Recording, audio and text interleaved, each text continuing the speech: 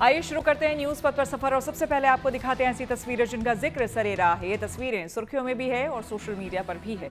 इनसे आपका बाखबर होना बेहद जरूरी है क्योंकि चौराहे पर इन्हीं की चर्चा है और चर्चा प्रयागराज में रावण की भव्य शोभा यात्रा निकाले जाने की भी है। देखिए,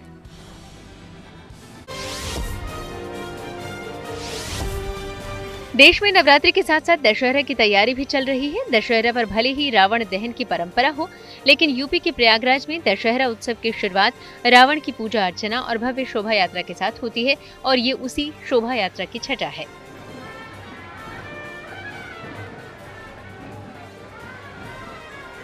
पितृपक्ष की एकादशी पर ऋषि भारद्वाज मुनि के आश्रम के शिव मंदिर में परंपरा के अनुसार रावण के रूप में तैयार व्यक्ति की पहले पूजा अर्चना करने के साथ आरती उतारी गई और फिर रथ की सवारी के साथ धूमधाम के साथ शोभा यात्रा निकाली गई।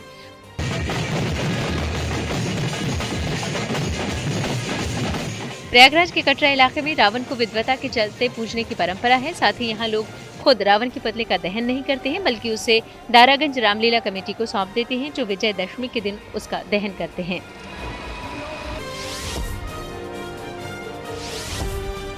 ये तस्वीरें हैं उमा सांची महोत्सव की, जिसकी शुरुआत बाबा महाकाल के दरबार में हुई। उज्जैन के महाकालेश्वर मंदिर में उमा सांची महोत्सव के शुभारंभ पर कलाकारों ने रंगारंग प्रस्तुति से समा बांध दिया।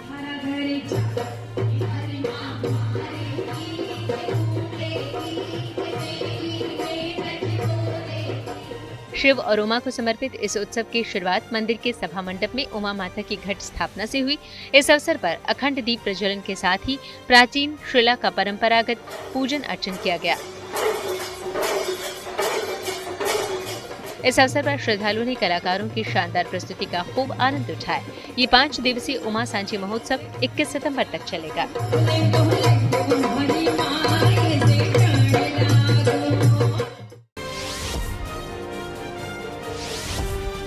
यहाँ फूलों से सजा रैंप है और वातावरण ऐसा जैसे देवी देवता स्वयं इस पर उतर आए हों। सिर पर सोने का मुकुट, हाथ में त्रिशूल, जगमग रोशनी, संगीत और मंत्रोच्चार का फ्यूजन, जो आस्था और भक्ति में शराबूर करने वाला है।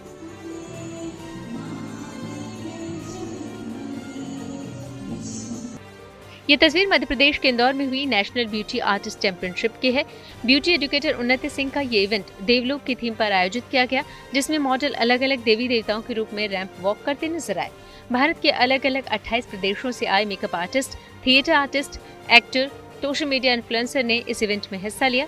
इस कार्यक्रम में अभिनेत्री और सांसद हेमा मालिनी भी शामिल हुई। न्यूज पथ में आगे आपको दिखाते हैं कैसे हो रही है गरबा की तैयारी। नवरात्र शुरू होने में सिर्फ 4 दिन बाकी है, लिहाजा दुकानें चुनरी और पूजा पाठ की सामग्रियों से सज गई है। वहीं गुजरात में अहमदाबाद से लेकर वडोदरा तक गरबा प्रैक्टिस के साथ ही गरबा पंडाल भी सज संवर रहे हैं और सुरक्षा के भी चाक चौबंद इंतजाम किए जा रहे हैं। जबकि जयपुर में मां दुर्गा की इको फ्रेंडली मूर्तियां तैयार की जा रही हैं और उनकी प्रतिमाओं को तमाम थीम पर सजाया जा रहा है।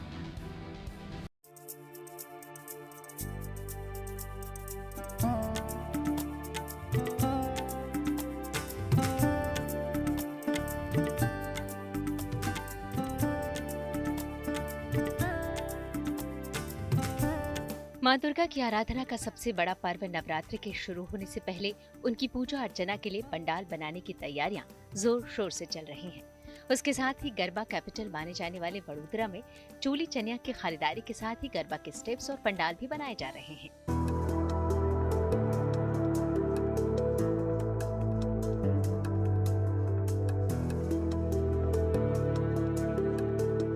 देश और दुनिया भर में मशहूर वडोदरा का गरबा इस बार भी हर्ष और उल्लास के साथ किया जाएगा, जिसके लिए शहर के हर कोने में गरबा मैदान और पंडाल सजाए जा रहे हैं। लाइटिंग, रंगोली और थीम डेकोरेशन से पंडालों की खूबसूरती देखते ही बन रही है। नवरात्रि के जो 9 दिन होते हैं उसके लिए हम ऐसे तो पूरी साल तैयारी में रहते हैं, बट ग्राउंड की जो तैयारी होती है वो ऑलमोस्ट अभी हमारी पूरी होने आई है और हम लोग we are ready to play garba any time. जितनी भी चीज़ें थी जो खास करके सिक्योरिटी की अगर हम लोग बात करें, क्योंकि इतना बड़ा जब आयोजन होता है करीबन मैं जानता हूँ तब तक कम से कम 75,000 खिलैया एक साथ गरबे खेल पाए, इतनी व्यवस्था हमने इस बार की है। बात बड़ोदरा की हो तो गरबा में कोई क्यों नहीं शामिल होना चाहेगा, क्योंकि गरबा की धुन पर थिरकता हर दिल इस जश्न को और खास बना देता है। क्या बच्चे, क्या नौजवान और क्या बुजुर्ग गरबा की थाप और धुन पर हर कदम थिरकने लगते हैं और एक दूसरे के लय में लय मिलाकर इसमें चार चांद लगा देते हैं। पारंपरिक सजावट से लेकर आधुनिक थीम तक वडोदरा के गरबा को खास बनाने के लिए तैयार हैं। सिर्फ साज सज्जा ही नहीं बल्कि सुरक्षा इंतजाम भी इस बार बेहद खास रहने वाले हैं। नवरात्रि के दौरान वडोदरा में पुलिस का सख्त पहरा रहेगा। हर गरबा ग्राउंड पर सीसीटीवी कैमरों से निगरानी की जाएगी। अलग अलग गरबा इवेंट्स में भीड़ के हिसाब से सुरक्षा गार्ड तैनात होंगे। साथ ही महिलाओं की सुरक्षा के लिए पुलिस की शी टीम भी मैदान में मौजूद रहेगी। खास बात यह है कि पुलिस की शी टीम भी पारंपरिक परिधान पहनकर गरबा खेलेगी और किसी तरह की गड़बड़ी होने पर तुरंत कार्रवाई करेगी। 40 जैसे सीसीटीवी कैमरास लगाए हैं, जिसका एक मॉनिटरिंग सेंट्रलाइज होता है कि हर गतिविधि पे उससे नजर रखी जाए। इसके अलावा 200 मेल गार्ड और 150 फीमेल गार्ड, ये मिला के 350 गार्ड्स हमारे अवेलेबल रहते हैं। इसके अलावा हर एक कमिटी मेंबर पूरा दिन खड़े पांव वहाँ पे रहता है कि कोई भी ऐसा बनाव ना हो। सो सिक्योरिटी की तौर पे हम लोग सुसज्ज है। बड़ौदा पुलिस हर बार हमारे साथ क्या बड़ौदा के हर गरबे के साथ वो रहते हैं और बहुत अच्छे से ट्रैफिक का डिपार्टमेंट हो या शी टीम, मैं स्पेशली कॉन्ग्रेचुलेट करता हूँ commissioner of Vadodara, joint CP of Vadodara कि शी टीम जैसे प्लेयर्स को वो लोग ट्रेडिशनल ड्रेस में गरबा ग्राउंड के अंदर खेलने भेजते हैं कि अगर कुछ भी कोई गलत हो रहा है तो वो खुद नजर रख पाए। सो इस तरह से उनका हर बार सहयोग बहुत अच्छा रहता है और उनके सहयोग से और हमारे कोऑर्डिनेशन जो है उसकी वजह से स्मूथली 10 दिन सब लोग आराम से गरबा खेल पाते हैं। हालांकि मौसम विभाग ने नवरात्रि के दौरान बारिश की संभावना जताई है। ऐसे में गरबा में खलल पड़ सकता है, लिहाजा आयोजक मंडल मैदानों में बारिश का पानी तुरंत निकालने और बारिश के रुकते ही तुरंत दोबारा गरबा शुरू करने की योजना पर भी काम कर रहे हैं, जिससे किसी तरह की रुकावट का सामना न करना पड़े। 24 परपोलेटेड वॉल बनाई है जिसमें से पानी सीधा जमीन के अंदर निकल जाए। उसके अलावा नीक है और बाकी सब तैयारी हमारी रहती है। सो अभी तक तो ऐसा कभी विघ्न माँ के आशीर्वाद से आया नहीं है और इस बार भी माँ का आशीर्वाद ऐसे ही सब बच्चों पर रहेगा और विघ्न नहीं आएगा। दरअसल नवरात्र सिर्फ उत्सव नहीं बल्कि ये वो पल है जब लोग शक्ति, साहस और सकारात्मक ऊर्जा का अनुभव करते हैं। 9 दिनों तक भक्त माँ की आराधना करते हैं, जिसके लिए माँ का भव्य और दिव्य पंडाल अलग अलग जगह पर सज रहे हैं। वहीं जयपुर इस बार अद्भुत आस्था का केंद्र बनने जा रहा है, क्योंकि जयपुर में 22 फीट ऊंची विशाल मां दुर्गा की प्रतिमा तैयार की जा रही है, जिसे पश्चिम बंगाल के मुर्शिदाबाद से आए मशहूर कारीगर आकार दे रहे हैं।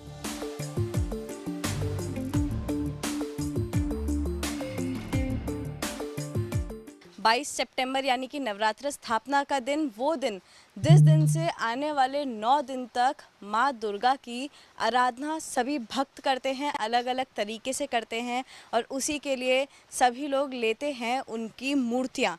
तो ऐसे ही जहाँ उनकी मूर्तियाँ बनाई जा रही हैं उस मूर्ति घर में मैं हूँ, जहाँ पे माँ दुर्गा के अलग अलग रूप हमें दिखाई दे रहे हैं।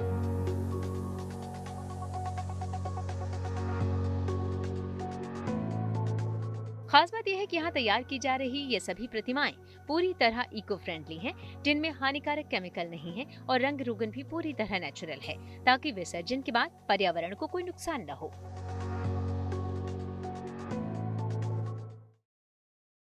मेन चीज होता है कि इसका अंत में जब हम विसर्जन करते हैं तो उस वक्त हमें ये ध्यान रखना पड़ता है कि कोई भी चीज़ किसी को हानि ना पहुँचे।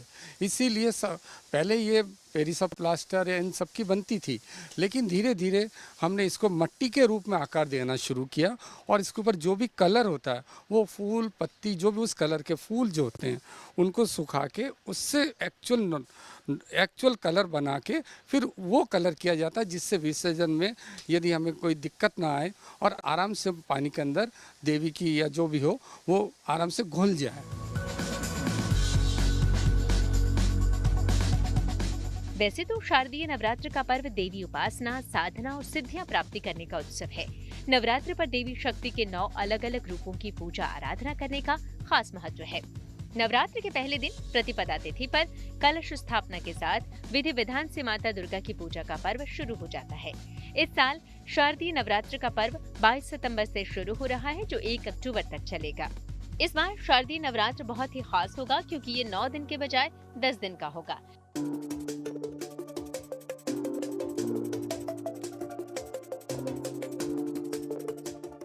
शास्त्रों के मुताबिक ये संयोग लगभग 9 सालों के बाद बन रहा है। इससे पहले साल 2016 में नवरात्र 10 दिन का था। नवरात्र की तिथियों में बढ़ोतरी शुभ मानी जाती है। शारदीय नवरात्र 22 सितंबर से शुरू हो रहा है। उत्तरा फाल्गुनी नक्षत्र और हस्त नक्षत्र योग के संयोग में शुरू होगा। ये बहुत ही शुभ और अच्छा संयोग माना जाता है। इस योग में माँ दुर्गा की पूजा उपासना करने से विशेष फल की प्राप्ति होती है। इस साल तृतीया तिथि 24 और 25 दोनों ही दिन रहेगी, जिससे नवरात्र में 1 दिन की बढ़ोतरी हुई है। नवरात्र पर तिथियों में बढ़ोतरी को बहुत ही शुभ और पवित्र माना जाता है। वहीं दूसरी ओर जब जब तिथियों का क्षय होता है तो इसे अच्छा नहीं माना जाता है। नवरात्र के साथ पूरे भारत में उत्सवों के मौसम का शुभारंभ हो जाएगा, जहां भक्ति, भव्यता और उत्सव का अनोखा संगम लोगों को देखने के लिए मिलेगा। फिलहाल गरबा की थाप, मां अम्बे की आराधना और सुरक्षा के पुख्ता इंतजाम। हर बार की तरह इस बार भी वडोदरा का गरबा एक बार फिर विश्व भर के भक्तों और पर्यटकों के लिए यादगार बनने जा रहा है। जयपुर से रिदम जैन के साथ वडोदरा से Digvijay, good news today. Delhi में महिलाओं को बिना गारंटी के मिलेगा 10 करोड़ तक का लोन। आइए सीधे आपको लिए चलते हैं न्यूज एक्सप्रेसवे पर, जहां देश भर की कुछ और जरूरी खबरें कर रही हैं आपका इंतजार। दिल्ली सरकार ने महिलाओं के लिए बड़ा ऐलान किया। यहाँ महिलाओं को बिना गारंटी के 10 करोड़ रुपए तक का एमएसएमई लोन मिलेगा। सीएम रेखा गुप्ता ने कार्यक्रम में यह ऐलान किया। उन्होंने कहा कि उनकी सरकार जल्दी ही ये योजना लेकर आएगी। रेखा गुप्ता ने आज न्यू अशोकनगर के नगर निगम प्राथमिक विद्यालय में 502 पालना घर और क्रेच सेंटर्स का शुभारंभ किया। इसी कार्यक्रम के दौरान उन्होंने महिला के सशक्तिकरण को लेकर ये बड़ा ऐलान किया। 22 सितंबर से नए जीएसटी नियम लागू हो जाएंगे। उससे पहले केंद्रीय कृषि मंत्री शिवराज सिंह चौहान ने शुक्रवार को जीएसटी सुधारों को लेकर अहम बैठक बुलाई है। इसमें ट्रैक्टर और कृषि मशीनरी से जुड़े सभी संगठनों के प्रतिनिधि शामिल होंगे। इस बैठक में जीएसटी दरों में कटौती का पूरा लाभ किसानों तक कैसे पहुंचाया जाए, उन उपायों पर चर्चा की जाएगी। यूपी के बागपत जिले के ऐतिहासिक स्थल लाक्षागृह को पर्यटन केंद्र के रूप में विकसित किया जाएगा। यूपी पर्यटन विभाग ने इस योजना को मंजूरी दे दी है। इस परियोजना को महाभारत सर्किट के तहत स्वीकृत किया गया है और इसके लिए 1 करोड़ रुपए का बजट आवंटित किया गया है। इस ऐतिहासिक जगह का संबंध महाभारत काल से है। यही वो जगह मानी जाती है जहाँ कौरवों ने पांडवों को मारने के लिए लाक्षागृह बनवाया था और उसमें आग लगाने की साजिश रची थी। चमोली के नंदानगर इलाके में बादल फटने की घटना से हुई तबाही का सीएम पुष्कर सिंह धामी ने जायजा लिया। सीएम के मुताबिक चमोली में आई आपदा से 200 लोग प्रभावित हुए हैं। इस बीच एनडीआरएफ, एसडीआरएफ, आईटीबीपी और पुलिस के जवानों ने मोर्चा संभाल लिया और रेस्क्यू अभियान में जुट गए लोगों को सुरक्षित जगहों पर पहुंचाने के साथ साथ क्षतिग्रस्त सड़कों की मरम्मत का काम भी किया जा रहा है। ऐसे में सीएम ने 4 धाम यात्रियों से भी मौसम को ध्यान में रखकर यात्रा की अपील की। राजस्थान के कोटा में लोकसभा अध्यक्ष ओम बिरला ने एक अनूठी पहल की। उन्होंने जरूरतमंद बच्चों के लिए नमो टॉय बैंक का शुभारंभ किया। इसके तहत जरूरतमंद बच्चों को मुफ्त में खिलौने उपलब्ध कराए जाएंगे, जिससे उन्हें खुशी मिल सके और खेलने कूदने का अवसर मिले। खास बात यह है कि इस टॉय बैंक का संचालन भी बच्चे ही करेंगे। कई स्कूली बच्चों ने यहाँ खिलौने दान भी किए हैं। यूसुफ में अब बात करते हैं नोएडा पुलिस के सम्मान की। गाजियाबाद के पत्थर व्यापारी के बेटे के अपहरण और फिरौती मांगने के मामले में खुलासा हो गया है। इस कार्रवाई के लिए ग्रेटर नोएडा पुलिस टीम को व्यापारी के परिवार वाले और व्यापारियों ने सम्मानित किया। परिजनों ने गौतम बुद्ध नगर की police commissioner, DCP greater Noida और एसपी सहित पूरी टीम को शॉल और बुके भेंट करके धन्यवाद दिया।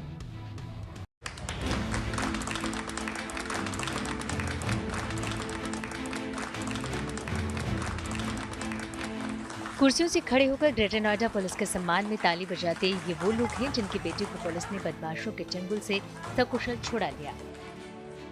ये समझिए कि दिन जरूर ज्यादा लगे जितना वो आप बता ही रही हैं कितना कॉम्प्लिकेटेड था। हम किसी को कुछ बताने की स्थिति में नहीं थे, अपने घर को सिर्फ संभाल रहे थे कि वो उनका रोना ना हो। 5 मिनट के अंदर तो आपकी पूरी टीम दनकौर वाली पहुंच गई। गाजियाबाद के पत्थर व्यापारी मनीष गुप्ता के बेटे शशांक के अपहरण और फिरौती मांगने के मामले का खुलासा करने वाली पुलिस की टीम को उनके परिजनों और व्यापारियों ने सम्मानित किया। पत्थर व्यापारी के बेटे के अपहरण के मामले में नोएडा पुलिस ने मुठभेड़ कर 5 लोगों को गिरफ्तार किया। आपको बता दें कि गाजियाबाद के पत्थर व्यापारी के बेटे की अपहरण के बाद बदमाशों ने 4 करोड़ की फिरौती मांगी। उसके बाद गाजियाबाद के व्यापारी ने नोएडा पुलिस से कंप्लेन दी और गुहार लगाई कि उसके बच्चे को सकुशल बरामद कर लिया जाए, जिसके बाद नोएडा पुलिस और डीसीपी साद मियां खान की टीम ने लगातार 2 दिन की मेहनत के बाद जो है बदमाशों से मुठभेड़ कर व्यापारी के लड़के को सकुशल बरामद किया, जिसके बाद पूरा व्यापारी मंडल और साथ ही परिवार ने नोएडा पुलिस कमिश्नरेट लक्ष्मी सिंह साथ ही डीसीपी साद मियां खान का सम्मान किया। शशांक के परिवार वालों ने गौतम बुद्ध नगर की पुलिस आयुक्त लक्ष्मी सिंह, डीसीपी ग्रेटर नोएडा साद मियां खान, एसपी और पुलिस टीम को शॉल और बुके भेंट कर आभार जताया।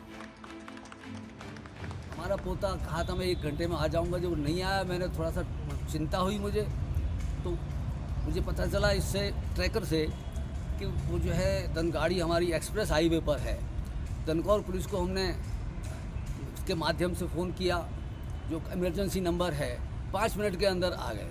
इसके बाद उन्होंने टीम ने जो काम किया है, इतने लोग इसमें रात दिन मेहनत करके वगैरह पलक झपकाए उन्होंने हमारे घर के चिराग को वापस ला दिया है। उनके लिए मैं प्रशंसा कितनी करूं इतनी भी कम है। मैं बहुत उनका आभार प्रकट करता हूं।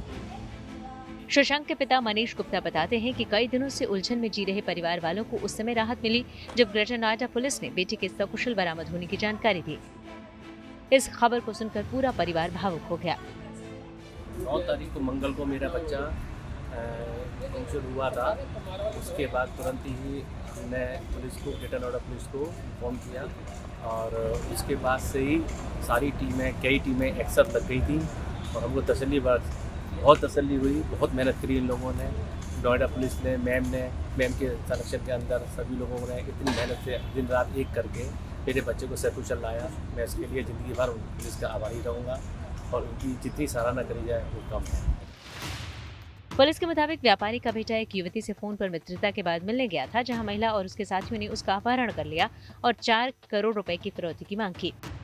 परिवार वालों की शिकायत के बाद ग्रेटर नोएडा पुलिस ने मुठभेड़ के दौरान आरोपियों को गिरफ्तार कर युवक को सुरक्षित बरामद कर लिया।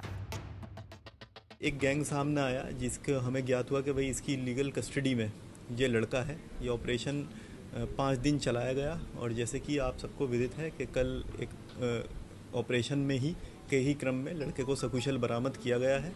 लड़के को बरामद सेफली किया गया है इसमें, और साथ में 2 अभियुक्त जो थे, आलोक और मोहित, ये मुठभेड़ में अरेस्ट हुए थे और उसके अतिरिक्त 3 अन्य अभियुक्त, श्याम सुंदर, निमय शर्मा और सुमित भी ही इसमें अरेस्ट हुए हैं। एक अन्य अभियुक्ता है जो इसमें वांछित है, प्रीति और उर्फ निशा उसका नाम है। बाकी साक्ष्य संकलन इसमें चल रहा है। पुलिस अधिकारियों ने बताया कि अपहरणकर्ताओं ने सुनियोजित तरीके से घटना को अंजाम देने की कोशिश की थी, लेकिन समय रहते उनकी साजिश नाकाम कर दी गई। वहीं परिवार ने बेटे को सुरक्षित देखकर राहत की सांस ली और पुलिस की इस कामयाबी की हर ओर प्रशंसा हो रही है। नोएडा से भूपेंद्र चौधरी के साथ bureau report, good news today. News वक्त पर आगे है धन बाजार, जहां शेयर बाजार से लेकर कारोबार तक की सभी अहम खबरें होती हैं, जिसका सीधा रिश्ता आपकी आमदनी आपकी जेब से होता है। तो तेज रफ्तार खबरों के बीच ये जरूरी खबरें छूट ना जाए, इसलिए सीधे आपको लिए चलते हैं धन बाजार। गुरुवार को शेयर बाजार में बढ़त देखने को मिली। सेंसेक्स 320 अंक उछलकर 83,014 पर बंद हुआ। वहीं निफ्टी भी 93 अंकों पर चढ़ा, ये बढ़कर 25,424 पर पहुंच गया। गुरुवार को सोने की कीमतों में कमी आई। दिल्ली सराफा बाजार में गुरुवार को सोना 600 रुपए सस्ता हुआ। इसके साथ ही दिल्ली में 10 ग्राम सोने की कीमत घटकर 1,13,200 रुपए पर आ गई। हालांकि चांदी की कीमतों में तेजी रही, चांदी 300 रुपए महंगा हुआ। इसके साथ ही दिल्ली में 1 किलो चांदी की कीमत बढ़कर 1,31,500 रुपए हो गई। गुरुवार को डॉलर के मुकाबले रुपया फिसल गया, इसमें 28 पैसे की गिरावट आई। इस तरह $1 के मुकाबले रुपए की कीमत 88 रुपए 13 पैसे हो गई। अमेरिका भारत पर 25% पेनल्टी टैरिफ हटा सकता है। सरकार के मुख्य आर्थिक सलाहकार वी अनंत नागेश्वर ने ये संभावना जताई है। उनके मुताबिक अमेरिका और भारत के बीच व्यापार समझौते पर बातचीत चल रही है और 8 से 10 हफ्तों के भीतर इस पर फैसला हो जाएगा और अगर ऐसा होता है तो भारत पर लगाया गया पारस्परिक शुल्क यानी टोटल टैरिफ 10 से 15% रह जाएगा। 22 तारीख से नए जीएसटी नियम लागू हो जाएंगे। ऐसे में मारुति सुजुकी ने भी अपने ग्राहकों को उसका लाभ दिया है। कंपनी ने अपनी कारों की कीमतों में बड़ी कटौती का ऐलान किया है। मारुति सुजुकी ने अपनी कारों की कीमतों में करीब 46,500 रुपए से लेकर 1,30,000 रुपए तक की कटौती की है। सबसे ज्यादा discount entry level model espresso पर मिल रहा है। कंपनी ने इसकी कीमत 1,29,600 रुपए कम कर दी है। वहीं ऑल्टो K10 1,07,600 रुपए तक सस्ती हो गई है। नई कीमतें 22 सितंबर से लागू होंगी। न्यूज पथ के सफर में अब सोशल अड्डा का रुख करते हैं, जहां आज बात होगी चुनाव आयोग की ओर से की जा रही एक नई पहल की। बिहार में होने वाले विधानसभा चुनाव से ईवीएम को लेकर एक नई शुरुआत की जा रही है। चुनाव आयोग ने फैसला किया है कि ईवीएम बैलेट पेपर पर अब उम्मीदवारों के रंगीन फोटो होंगे, जो कि पहले ब्लैक एंड व्हाइट हुआ करते थे। नए बदलाव के तहत उम्मीदवार का चेहरा बैलेट पेपर पर 3/4 हिस्से को घेरेगा। इससे पहचान करने में आसानी होगी। इसके अलावा प्रत्याशियों की नंबरिंग और उनका फॉन्ट साइज भी बड़ा होगा, जिससे वोटर वोट डालने से पहले उसे अच्छे से देख और पढ़ सके। चुनाव आयोग इसकी शुरुआत बिहार विधानसभा चुनाव से करेगा। इसके लिए उसने एक गाइडलाइन भी जारी की। निर्वाचन आयोग ने बताया कि वोटरों की सुविधा और चुनावी प्रक्रिया को बेहतर बनाने के लिए पिछले 6 महीनों में 28 पहल की गई। ईवीएम बैलेट पेपर में सभी उम्मीदवारों के नाम, चुनाव चिन्ह और फोटो होते हैं। इसी जानकारी को देखकर मतदाता अपना वोट देता है। सभी उम्मीदवारों या नोटा के नाम पर एक ही फॉन्ट प्रकार और फॉन्ट साइज में बड़े अक्षरों में छापे जाएंगे। विधानसभा चुनाव के लिए विशेष RGB वाले गुलाबी रंग के पेपर का उपयोग किया जाएगा। बिहार चुनाव से शुरू हो रहे इन सुधारों को जल्द ही पूरे भारत में लागू करने की योजना है, जिससे देश भर में चुनावों की गुणवत्ता और विश्वसनीयता में सुधार होगा। ईवीएम एक ऐसी मशीन है जिसमें मतदाता को एक बटन दबाकर अपने पसंदीदा उम्मीदवार को वोट देना होता है और ये वोट सीधे मशीन में दर्ज हो जाता है। साल 2004 के लोकसभा चुनाव में पहली बार पूरे भारत में सभी सीटों पर मतदान के लिए ईवीएम का प्रयोग हुआ था। चुनाव में मतदान की प्रक्रिया को सरल बनाने के लिए इलेक्शन कमीशन की नई पहल वोटरों के लिए काफी उपयोगी साबित हो सकती है। इसको लेकर हमने चुनाव का इंतजाम कर रहे बिहार के लोगों से बात की और उनकी राय जानी। अच्छा फायदा होगा, आदमी को समझ में आएगा। पहले नहीं, जैसे अंधेरा में रहता था तो पता नहीं चलता था कि हम कहाँ वोट मारे, जो है कि नहीं, जहीं पता था तहीं आदमी टिप देता था। का जब रंगीन रहेगा, प्रत्याशी के फोटो रहेगा, नाम रहेगा, तो सोच समझ के न देगा भाई कि हमको कहाँ वोट देना है। इससे आदमी अपना उम्मीदवार को तुरंत पहचान लेगा और चुनाव भी जल्दी, ज़्यादा लंबा लाइन नहीं लगेगा, आदमी जल्दी जल्दी वोट कर लेगा। पहले लंबा लाइन लगता था तो बहुत आदमी टाल देता था या अपना काम में बिजी हो जाता था, इलेक्शन में वोट देने नहीं जाता था। अब हाँ, समय लगता था, अब आदमी वोटिंग का परसेंटेज बढ़ने का संभावना है। उससे फायदा होगा पहचानने में, आम लोगों को आसानी होगी, सहूलियत होगी। पहले कितनी परेशानी होती? अब पहले भी कोई खास परेशानी वैसे समझदार लोगों के लिए नहीं था, लेकिन जो कुछ कम पढ़े लिखे थे, पुराने लोग थे, उसमें थोड़ा सा परेशानी होती थी उन लोगों को। हाँ, यही अंतर होगा कि अब सब लोग जान जाएगा, पूरा क्लियर होकर दिखेगा कि क्या चीज़ है, किस तरह से है। पहले थोड़ा सा वो मिसकम्युनिकेशन होता था, बहुत से लोगों को जो शिक्षित नहीं है उनको थोड़ा सा डाउट होता था। बड़ा अक्षर रहेगा या बुजुर्ग जो रहेंगे वो बड़ा अक्षर को अच्छे से पढ़ पाएंगे, जान पाएंगे। और जैसे अभी वास्तविकता में भारत में लगभग, भारत या जैसे बिहार का ही लेके चला जाए तो 66 या 60% जो है वो कहीं ना कहीं गरीब परिवार से या किसान परिवार से आते हैं, जो कि शिक्षित नहीं है। तो उनके लिए तो ये जरूर लाभदायक होगा कि वो बड़े बड़े अक्षर में देख लें, और जो खासकर जो बुजुर्ग हैं उनके लिए और भी लाभदायक होगा। हाँ, जो बुजुर्ग लोग हैं उनके लिए सहूलियत हो सकता, लेकिन जो हम लोग जैसे उम्र के 70 के पार वालों के लिए सुविधा होगा, लेकिन अन्य लोगों के लिए कोई खास फायदामंद नहीं होगा। यह हम समझते हैं उतनी उपयोगिता नहीं है। हमारे समझ से चुनाव का प्रचार जो है आम जनता के हाथ में जो है, उसे जो है कहीं चौक चौराहे पर में एक का जगह पोस्टर लगा करके सब कैंडिडेट के दिया जाता, फिजूल खर्ची रोकी जाती, जिससे कि चुनाव में जो इतनी व्यापक रूप से अपव्यय हो रहे हैं उसे रोकना श्रेयस्कर होता। ये सब खर्च करना न देश के लिए, न राज्य के लिए, न कैंडिडेट के लिए उपयुक्त होता। चलिए अब रुक करते हैं प्रगति मार्ग का, जहां ऐसी खबरें हैं जो कि देश की तरक्की, प्रगति और लोगों की काबिलियत दिखाती है। त्योहारों के सीजन में भी ये काबिलियत दिखाई पड़ रही है। राजस्थान के कोटा में दुनिया का सबसे ऊंचा रावण का पुतला बनाए जाने का दावा किया जा रहा है, जिसका दहन दशहरा पर किया जाएगा। रावण के इस विशाल पुतले का निर्माण हरियाणा के अंबाला के रहने वाले तेजिंदर चौहान की अगुवाई में हो रहा है।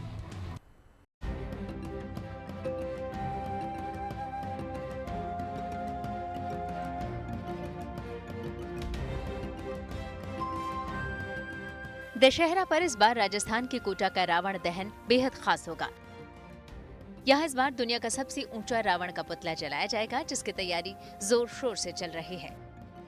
हरियाणा के अंबाला के रहने वाले तेजिंदर चौहान अपनी टीम के साथ पिछले 4 महीने से रावण का विशाल पुतला समेत बाकी दूसरे पुतलों को तैयार करने में जुटे हुए हैं। यहाँ रावण का 215 फीट ऊंचा पुतला बनाया जा रहा है, जिसका वजन 12 टन है। धड़ लोहे के स्ट्रक्चर का बनाया गया है। रावण के चेहरे का वजन जहां 300 किलो का होगा तो सिर 25 फीट का होगा। 50 फीट की तलवार तैयार की गई है तो जूतियां 40 फीट की हैं। खास बात यह है कि मुकुट मल्टी कलर LED लाइट से लैस होगा और पुतले का दहन रिमोट से होगा। दावा है कि अब तक का सबसे ऊंचा रावण का पुतला होगा।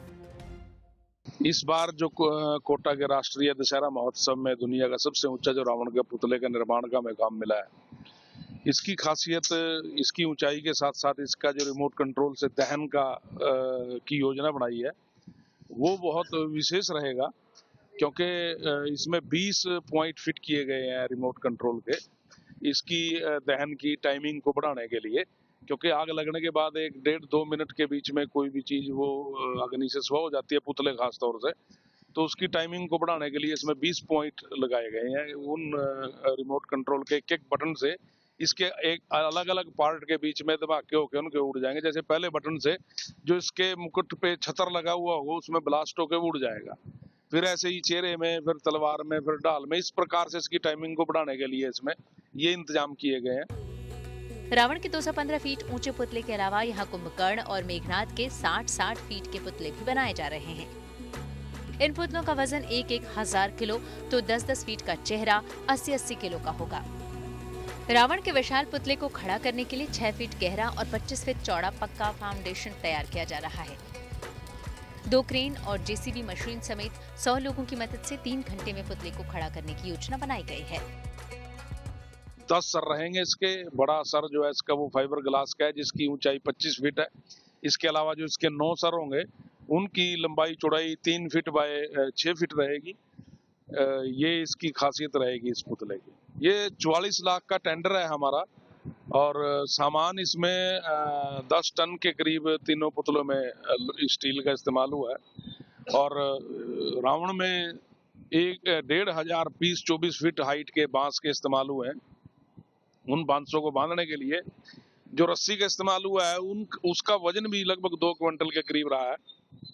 इसके अलावा जो उसकी पोशाक में कपड़ा लगना है वेलवेट का, वो 4000 मीटर के करीब उसकी पोशाक में लगेगा। पुतला निर्माण का काम जून महीने में ही शुरू कर दिया गया था। उस वक्त से 25 लोगों की टीम इस काम में लगी हुई है। रावण का चेहरा 1 महीने में बनकर तैयार हुआ, जबकि 2 महीने पार्ट्स तैयार करने में लगे। फिर सबको 2 ट्रक में लादकर कोटा लाकर असेंबल किया जाएगा। तीनों पुतले के चेहरे फाइबर ग्लास से तैयार किए गए हैं, जिनमें रेजन केमिकल की कोटिंग की गई है।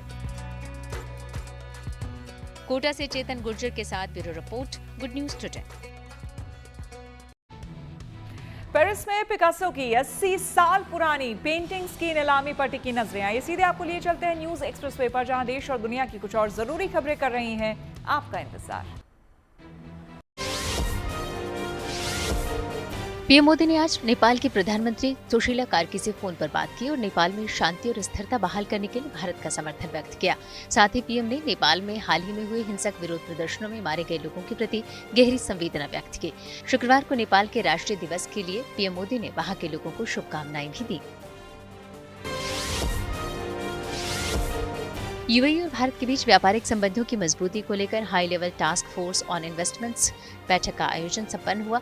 ये दोनों देशों के बीच 13वीं बैठक थी। इसमें भारत की ओर से उद्योग मंत्री पीयूष गोयल और अबू धाबी निवेश प्राधिकरण के प्रबंध निदेशक शेख हामिद बिन जायद अल नाहयान ने बैठक की अध्यक्षता की। इस बैठक में दोनों देशों के बीच संबंधों को मजबूत करने, व्यापार बढ़ाने और निवेश के लिए रास्तों को सरल करने और नए रास्ते तलाशने को लेकर चर्चा हुई। एशिया कप में दूसरी बार भिड़ेंगे भारत और पाकिस्तान। इसी के साथ खेल जगत में कुछ और खबरों को जानने के लिए जो कि बेहद इंटरेस्टिंग है, सीधे चलें खेल चक्कर। एशिया कप में एक बार फिर भारत और पाकिस्तान की क्रिकेट टीम होगी आमने सामने। यूएई के खिलाफ बुधवार को हुए मुकाबले में पाकिस्तान की जीत के साथ ही भारत पाकिस्तान के बीच एक और मुकाबला तय हो गया, जो कि दुबई में 21 सितंबर को होगा। ग्रुप स्टेज में टीम इंडिया पाकिस्तान को 7 विकेट से हरा चुकी है। टूर्नामेंट में भारत अपने दोनों शुरुआती मुकाबले जीतकर पहले ही सुपर 4 के लिए क्वालिफाई कर लिया था। ग्रुप स्टेज का आखिरी मैच टीम इंडिया शुक्रवार को यानी कल ओमान की टीम के साथ खेलेगी, जो कि पहले ही एशिया कप से बाहर हो चुकी है। एशिया कप में आज ग्रुप बी की सुपर 4 की 2 टीमें तय होंगी। ग्रुप ए से भारत और पाकिस्तान की टीम पहले ही सुपर 4 में पहुंच चुकी है। अब आज श्रीलंका और अफगानिस्तान के बीच के मुकाबले से ये तय हो जाएगा कि ग्रुप बी की सुपर 4 की 2 टीम कौन सी होगी। अगर श्रीलंका की टीम जीतती है तो वो सुपर 4 के लिए क्वालिफाई कर लेगी, जबकि दूसरी टीम बांग्लादेश होगी, क्योंकि हारने पर अफगानिस्तान के 2 पॉइंट्स ही रह जाएंगे और बांग्लादेश के पहले से ही 4 पॉइंट्स हैं। अगर अफगानिस्तान ने श्रीलंका को हरा दिया तो बांग्लादेश, श्रीलंका और अफगानिस्तान तीनों के 4-4 पॉइंट्स हो जाएंगे। इसमें अफगानिस्तान सबसे बेहतर नेट रन रेट के साथ सुपर 4 के लिए क्वालिफाई कर जाएगा। वहीं श्रीलंका और बांग्लादेश में बेहतर रन रेट वाली टीम की अगले राउंड में एंट्री होगी। चाइना मास्टर्स बैडमिंटन टूर्नामेंट के क्वार्टर फाइनल में पहुंची पीवी सिंधु। उन्होंने थाईलैंड की 6ठी वरीयता प्राप्त पोर्नपावी चोचुवोंग को सीधे गेम में 21-15, 21-15 से हराया। 2 बार की ओलंपिक पदक विजेता सिंधु ने अपनी थाई प्रतिद्वंदी को हराने में महज 41 मिनट का समय लिया। मौजूदा वर्ल्ड रैंकिंग में सिंधु 14वें स्थान पर हैं। उन्होंने इस जीत के साथ ही चोचुवोंग के खिलाफ अपने हेड टू हेड रिकॉर्ड को 6-5 कर लिया। क्वार्टर फाइनल में सिंधु का मुकाबला कोरिया के शीर्ष वरीयता प्राप्त एन से यंग और डेनमार्क की मिया ब्लिचफेल्ड के बीच होने वाले मैच के विजेता से होगा। इसी के साथ न्यूज पथ में मेरे यानी कि श्वेता झा के साथ फिलहाल इतना ही। देश दुनिया के तमाम पॉजिटिव खबरों के लिए आप देखते रहिए गुड न्यूज टुडे।